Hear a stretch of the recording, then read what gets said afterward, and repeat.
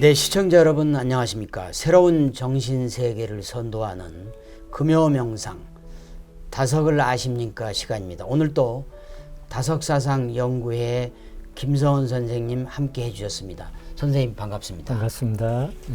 선생님, 저희가 지난 시간으로 이제 다석사상으로 풀이하고 또 해석까지 선생님께 해주신 반야바라밀다 심경 종합편을 이제 끝으로 이제 대단원의 막을 내렸거든요. 오늘부터 새로운 시리즈 요한복음 시리즈로 시청자 여러분을 찾아뵙기로 했죠. 네, 그렇습니다. 오늘부터는 이제 다석사상으로 읽는 요한복음 풀이를 시작하려고 합니다. 혹시 이제 다석님의 직제자인 박영호 선생님께서 집필하신 잃어버린 예수를 들어보셨나요? 네, 저는 들어봤습니다. 네, 다행입니다. 크리스천들이 이제 예수님을 믿는다고 하면서 예수님의 영성을 잃어버리고 기복적인 신앙에 빠져 있음에 경종을 울리는 말인데요. 다석님은 우리들도 예수님의 영성을 회복하여 성령으로 거듭나 독생자로서, 즉 하나님의 아들로서의 삶을 살 것을 말씀하셨습니다. 이번 시리즈를 들으면서 잃어버린 예수를 다시 찾는 시간이 되기를 바랍니다. 상당히 기대가 큽니다. 특히 다석 선생님께서는 4대 공간복음 중에서도 요한복음을 제일 좋아하시고 요한복음 11장을 전체를 다 암송하셨다고 들었는데, 그렇습니다. 저도 이 시리즈가 끝나면 11장을 다 외워야 되겠어요. 17장. 네, 17장을. 네. 신구약의 권위자이신 정양모 신부님은 이제 요한복음은 예수님의 한 추종자가 1장서부터 20장까지 썼고, 예. 또 다른 추종자가 마지막 장 21장을 덧붙여 썼다고 이제 예. 말씀하셨죠. 예. 그리고 집필연대는 기원 후 100년에서 110년경으로 보셨습니다. 네, 정양모 신부님께서 얼마 전 저희 아주경제신문과 인터뷰를 하셨는데요. 네. 기독교의 삼위일체 성립 배경에 대해서 아주 개괄적이면서도 객관적인 말씀을 해주셨어요. 혹시 기사를 못 보신 시청자들 위해서 제가 소개를 한번 해드려 보겠습니다. 굉장히 유익할 것 예. 같습니다. 잘 아시다시피 우리가 세계사 시간에 배운 대로 AD 325년 니케아 종교회의에서 콘스탄티누스 대제가 350명의 주교들에게 예수의 인성과 그리고 신성에 대해서 논의를 하게 했죠. 여기에 아리우스파인 영성파가 아타나우시우스파인 대속신앙파에게 지면서 사도신경이 채택이 된 것입니다. 네. 특히 신약 성서 가운데 요한계 문헌이 5개입니다. 요한복음, 요한일서, 요한이서, 요한삼서, 요한목시록. 그 가운데 예수님은 하느님이다, 예수님에게 극존칭한 구절은 요한복음에 3번, 요한일서에 1번, 딱 4번밖에 안 나오죠. 예수가 하나님이란 말은 요한계 문헌에만 나오는 것입니다. 또 AD 380년 콘스탄티노플 공의회에서도 성령도 하나님이라고 했거든요. 그렇습니다. 그래서 하나님이 3분이 된 것이죠. 네. 예. 원래 유대교에서는 야훼만 하나님이지 하나님 근처에는 그 아무것도 접근하지 못하게 합니다. 네네.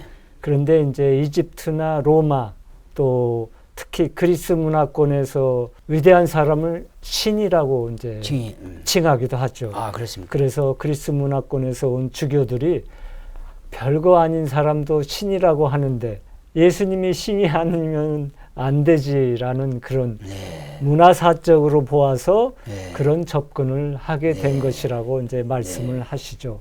그렇게 해서 야훼 하느님, 예수 하느님, 성령 하느님으로서 하느님이 이제 셋이 된 거죠. 그러나 이것을 이제 신이 3개면 다신교가 되니까. 그렇죠. 이거를 이제 하나로 묶기 위해서 바로 나온 것이 삼위일체 교리입니다. 예. 위라는 관점에서는 셋이지만 체라는 관점에서 보면 한 분이라는 뜻입니다.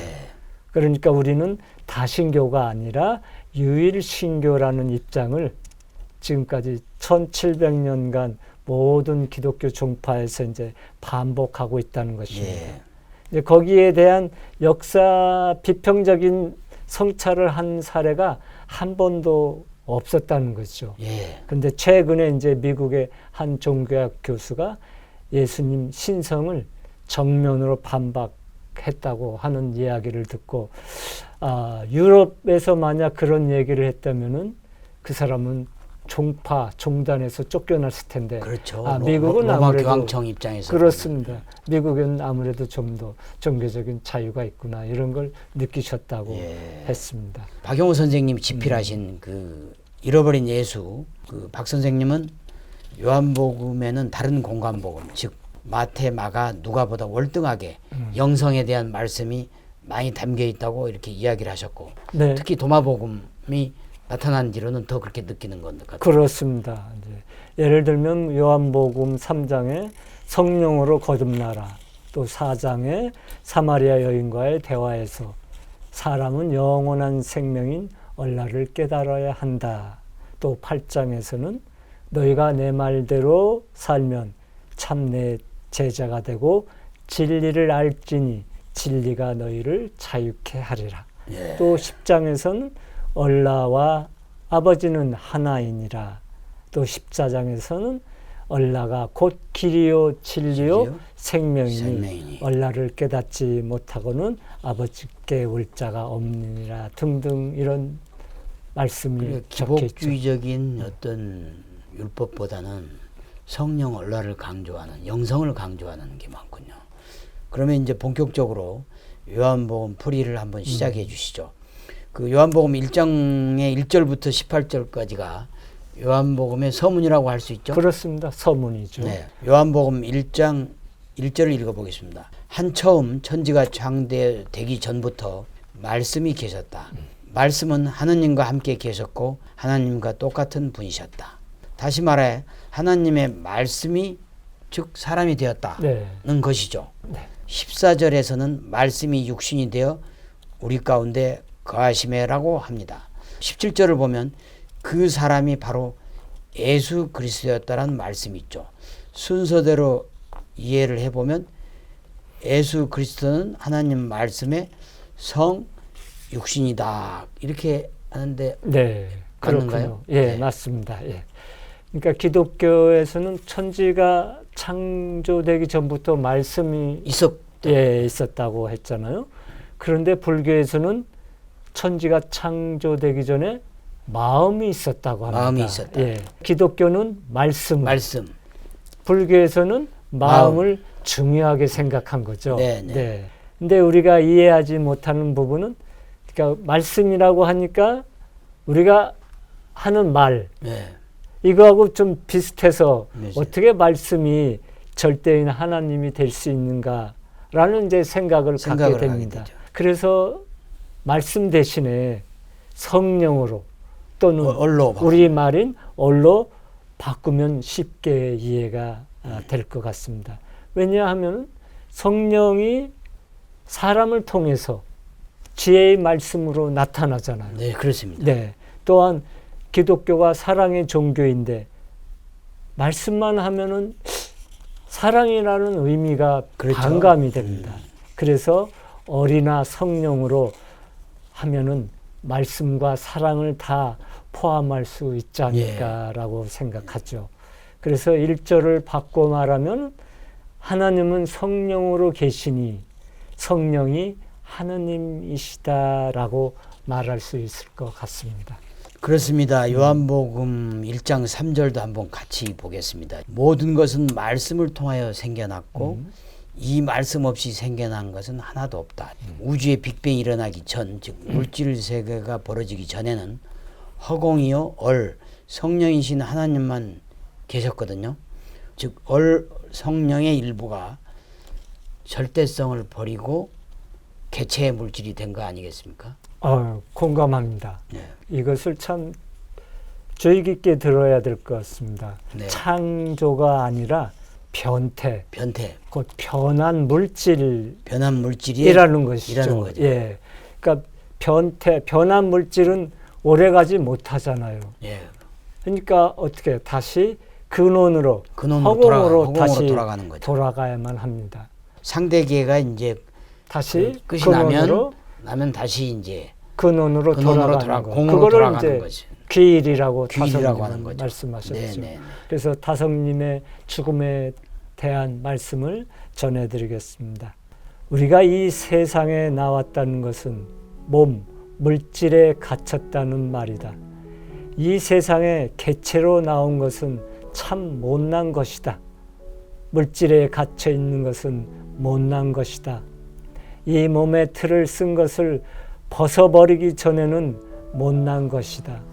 내 말의 마지막에는 빔, 허공과 성령을 말하는 것이다.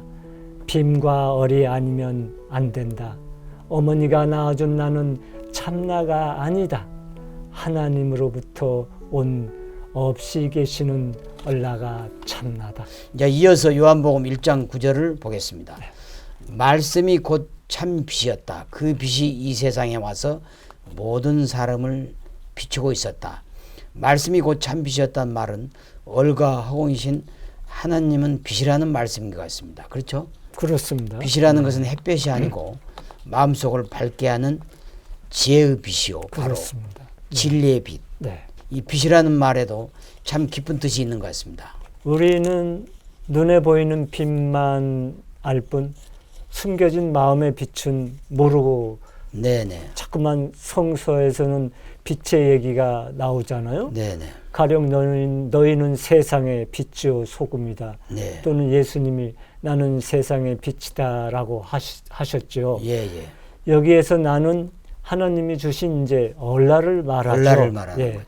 그러니까 얼라를 손나니는 어둠에 있지 않다. 않지요. 그래서 예수님은 이런 말을 하신 겁니다. 나는 세상의 빛이다. 나를 따라오는 사람은 어둠 속을 걷지 않고 생명의 빛을 얻을 것이다. 다성님도 빛에 대한 말씀을 많이 하셨어요. 네, 그렇습니다. 특히 그 태양은 거짓빛이다. 네. 태양빛에 속지 말라. 태양빛이 있음으로써 우리는 우리의 영원한 진리의 빛, 즉 영혼과의 통신이 끊기고 있다. 그렇습니다. 이런 말씀까지 하셨고 다성님의 영향을 받은 그 이기상 교수님 네. 태양을 꺼라라는 말을 했다고 들었습니다. 서양 사람들이 들으면 깜짝 놀라리는데 그렇습니다. 다성님의 빛에 대한 사유폭이 얼마나 깊은지 알 수 있는 말씀 하나를 전해드리겠습니다. 영원한 생명, 하나님의 얼라를 빛이라고 한다. 영원한 생명을 어떻게 나타낼 수 없으니까 설명이 안 되니까 좀 그럴듯한 표현을 쓴다는 것이 빛이라고 한 것이다. 우리가 알자는 것은 참 빛의 근원인 하나님이시다. 하나님의 거룩한 생명은 빛나 밝을 것이다. 빛이라는 단어 하나 속에서도 심오한 깨달음을 얻을 수 있는 시간이었습니다. 네. 오늘 그 다석사상으로 다시 읽는 요한복음 첫 시간 그 아주 고맙습니다. 그 요한복음 1장의 세 구절에 대한 얘기도 나눴고 개괄적인 총론의 얘기도 나눠봤습니다. 앞으로 계속 이어지는 요한복음 풀이 많은 관심과 기대 부탁드립니다. 그리고 혹시 오늘 영상을 보시고 질문이나 의견이 있으시면 언제든지 댓글로 남겨주시면 저희가 정성껏 답변해 드리겠습니다. 김선 선생님 오늘도 수고 많으셨습니다. 네, 감사합니다.